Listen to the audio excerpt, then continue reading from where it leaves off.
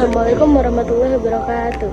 Hai Sobat UT, perkenalkan nama saya Sanda Jelita dengan NIM 86067392, Program Studi Guru Sekolah Dasar Universitas Terbuka. Di sini saya akan menjelaskan tentang topik peran filsafat ilmu dalam memperkuat ilmu pendidikan. Pendahuluan, filsafat ilmu dan pendidikan memiliki hubungan yang sangat erat dan saling mempengaruhi. Filsafat ilmu membantu pendidikan memiliki dasar berpikir yang jelas, sedangkan pendidikan menjadi sarana untuk mengembangkan dan menerapkan ilmu pengetahuan dalam kehidupan. 1. Bagaimana filsafat ilmu mengawasi dan memperkuat eksistensi, keilmiahan, serta nilai-nilai dalam ilmu pendidikan? Yang pertama, filsafat ilmu berperan dalam mengawasi dan memperkuat eksistensi serta nilai-nilai dalam ilmu pendidikan. Filsafat ilmu membantu pendidikan agar tidak hanya fokus pada penyampaian materi, tetapi juga memperhatikan tujuan, metode, dan nilai-nilai moral dalam proses belajar. Dengan adanya filsafat ilmu, pendidikan dapat berkembang secara ilmiah, logis, dan tetap berlandaskan etika. 2. Bagaimana pendidikan yang bermakna dan bernilai turut memperkuat perkembangan filsafat ilmu?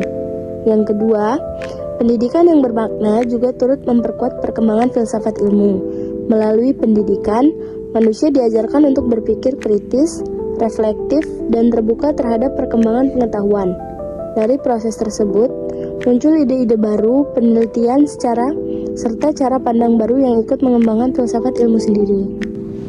3. Mengapa filsafat ilmu dapat disebut sebagai pisau analisis, ontologi, epistemologi, aksiologi dalam membedah persoalan-persoalan pendidikan?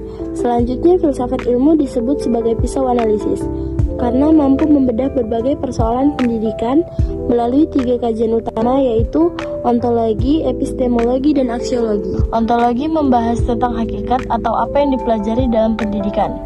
Epistemologi membahas bagaimana cara memperoleh pengetahuan yang benar dalam proses pembelajaran.